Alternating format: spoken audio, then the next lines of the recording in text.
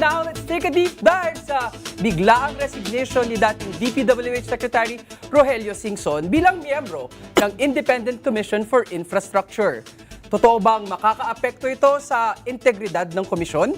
Alam mo, Carlo, I feel him. No? Kasi sabi niya, stress daw sa trabaho. Lahat tayo po ay dinahilan ni Singson, kaya siya nag-resign. Pero aminado ang opisyal na kulang ang budget at kapangyarihan ng Independent Commission sa pag-iimbestiga sa iba't ibang anomalya.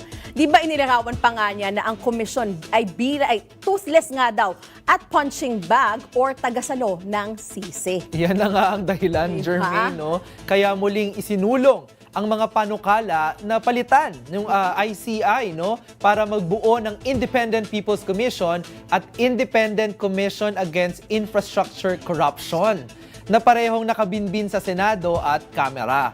Layunin sana ng dalawang panukala na magkaroon ng ngipin at kapangyarihan ang mga mag-iimbestiga sa katiwalian. Kabilang na dyan na magkaroon ng kakayahang magpalabas ng subpoena at hold departure order. Kaya naman lahat ng yan, tatalakayin natin dito sa Deep Dive! Ready ka na ba? Deep Dive! Deep Dive! With Richard Haydarian. Letters. Wala ngayong hapon si Richard, no? So tayo muna ang magtatalakayan dito sa Deep Dive. Oo, no? get well soon, Richard. Oo. May sakit. May Oo, sakit under the daw ang weather daw. Richard. Oo. Akala ko nag-resign na din. Kagaya ni... Dahil stress. Stress din. Kagaya ni Ay, Secretary. Sana naman hindi siya ginawang punching bag sa Oo, Oxford, oo, no? Oo. At tagasalo Ng CC. Hindi, pero maiba na nga tayo kasi mula sa usapan natin kanina sa ICC, ito naman ay ICI. Para magkakalapit May na bago tayo. pa pang acronym. ICAC. Independent Commission Against Infrastructure Corruption. At Ito yung meron pang, ano yun?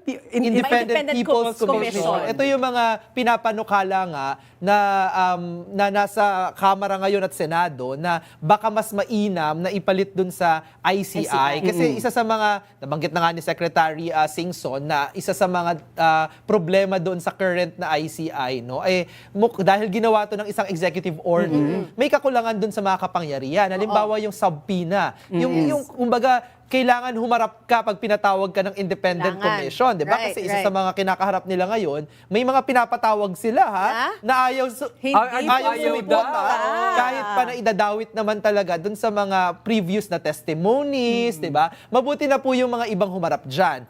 Hindi natin alam kung anong laman ng testimonya nila, pero at least humarap sila dun sa ICI. At may mga dati nang humarap na biglang sabi nila, hindi na lang doon sila magko-cooperate. Diba ito yung ginawa ng mga diskaya? Mga diskaya, Yung yes, simula Carlo. nagpakita, dala-dala pa ang kanilang coffee cup na parang sila pa yung mga artista ng mga panahon na yun. Tapos biglang, poof, ayaw na lang Wala nilang na biglang sila, diba? umattend. Kasi nga dahil nga doon sa kakulangan ng kapangyarihan, no, na magpepuwersa sa kanila. So, ang tanong ko ngayon, do you think itong nire-recommend nilang bago na namang commission, would this be effective? And who would handle this now kung independent body siya? Yes. Ako actually ako para sa akin, no, ay kahit ano pa man ipagpapatuloy nila tong ICI na to o kaya naman gagawa ng mga panibagong independent commission, I think may malaking problem din sa communication, no? Kasi halimbawa dito din sa survey ng WR Numeric nitong November 2025, nalaman namin na halos 40% ng mga kababayan natin ang nagsasabi na hindi pa nila masyadong nabalitaan o narinig yung ICI. Kaya syempre, mahirap sigurong pagkatiwalaan ng isang proseso. Right. Mahirap suportahan yung mga rekomendasyon ng isang independent commission kung marami sa kanila hindi pa nila alam kung ano ba talagang isinasagawa ng independent commission na to. At kung magdadagdag ka ng panibago, medyo may kalituhan din yan sa mga ordinaryong Pilipino. So I think partly, aside from dun sa legal issue ng sana magkaroon pa sila ng ngipin, no? Para naman talaga nga, kasi ang kinakalaban mo dito, mga makakapangyarihan na nagsasabuatang kontraktor, opisyal ng pamahalaan, mambabatas, 'di ba? Dapat naman talaga meron silang ngipin, no? Pero bukod pa doon, I think also din kailangan talagang mas maging bukas sa publiko. Oo. 'Di ba? May isa din akong tanong na medyo napag-usapan natin to kanina, hindi ba siya maging redundant? Tingin ko nga kasi kung titignan mo naman yung mandato, no, may mga ahensya na ng pamahalaan na tumitingin ng korupsyon, yung mga conflict of interest na yan, at mga pwedeng mga illegal na gawain. Di ba parang napapasok na yan, nasasaklaw na yan ng trabaho ng Taon at Bayan ng ating ombudsman. Na may mga ganun din ng mga kapangyarihan, na parang dito na naman tayo, pag may bago na namang issue, ang solusyon natin, gumawa na naman ng panibagong batas. Imbis na, di ba, pwede namang tignan na maaring palakasin natin, o di ba, bigyan nating diin, no? Anong resources ba ang kailangan ng, let's say, ng opisina ng ombudsman para magawa ang kanyang mandato nang hindi talaga nahaharangan ng mga pagsasabuatan na ganyan. Gusto ko lang bumalik dun sa dun sa survey na sinasabi Yes, niyo, ma'am. Cleve, no? Hindi din kaya factor, kaya hindi masyadong walang recall, Matunog, oo. matunog, dahil wala pa rin hanggang ngayon na nahuhuli at napapanagot. Kagaya na banggit natin, laging mga dilis lang. Oo, wala pang big fish. Is that Yes. also a factor? Oo, ang dilis, masarap lang yung agahan.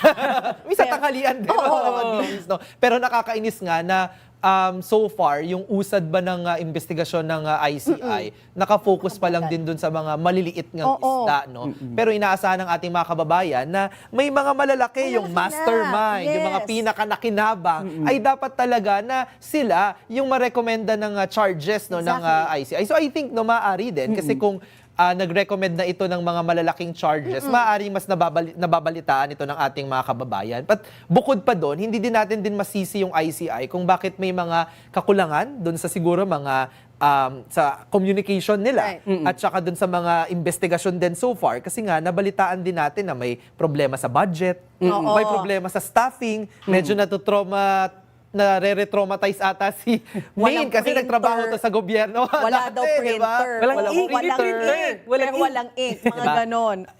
Yun din yung disappointing kasi iisipin mo kung ito yung isa sa pinakamalaking problema ngayon, di ba? Or isa, kahit hindi pinakamalaki, sabi natin Oo, isa sa isa mga sa major na kinakaharap natin bilang isang bansa, i-imaginein mo naman siguro na dapat bigyan ng Pondohan maayos mo na na budget, maayos. Yeah, bigyan ng yeah. maayos na tao.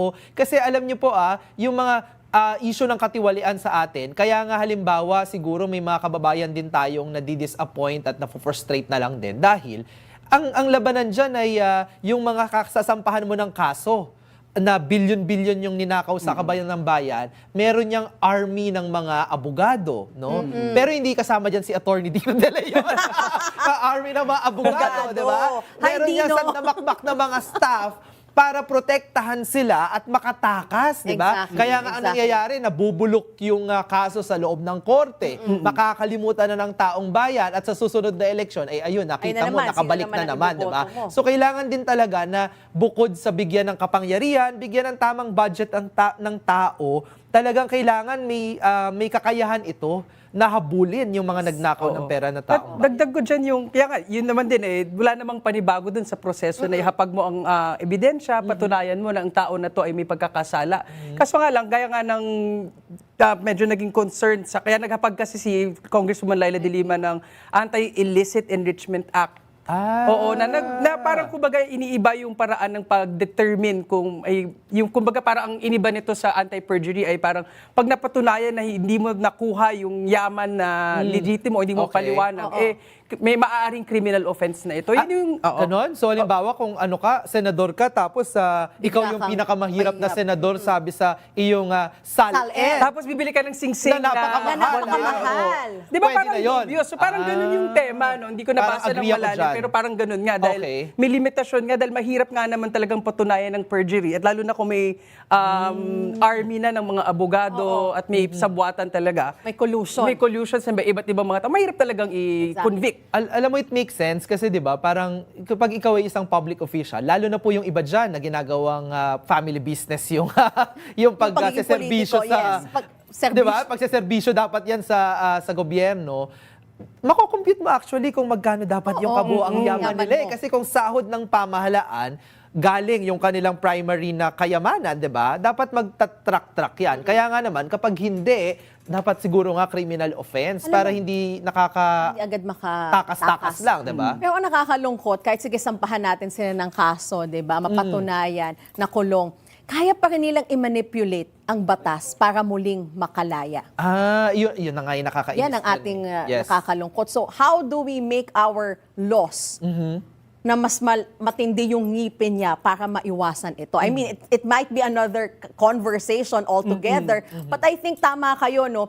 Palakasin natin yung current institution natin instead of adding more redundancies na maaring mas ma-water down pa yung effectiveness ng ating mga institution, hindi ba? Kaya nga din, Min, totally agree ako dyan. No? Kaya din nakaantabay ako dito sa magiging progreso yung pag-usad din ng mga investigasyon na isinasagawa ng bagong ombudsman, Right. si Ombudsman Boying. Kasi speaking of institutions lang, no, na para mapatagtag yung ating mga institution, napahina din talaga kasi yung ombudsman nung sa administrasyong nakaraan, no, ni Ombudsman Martires, no. Yes. Talagang medyo tulog-tulog, no, tulog-tulog sa pansitan yung ating ombudsman. Ito yung ito talaga yung parang nalingat ka lang ng onte yung lahat ng pinundar natin sa pagpapalakas ng institusyon kagaya ng ombudsman na wipe out Na-wipe yan. out. So ngayon, unti-unti, sana mabalik. At syempre, hamon din yan kay Ombudsman Boying. Ang inaantay ng taong bayan, ang promise ng Pangulo, bago magpasko. Marami Mas daw. Maraming makukulong, di ba? Na big fish. Yes, Big big fish, no? Yeah. Yes.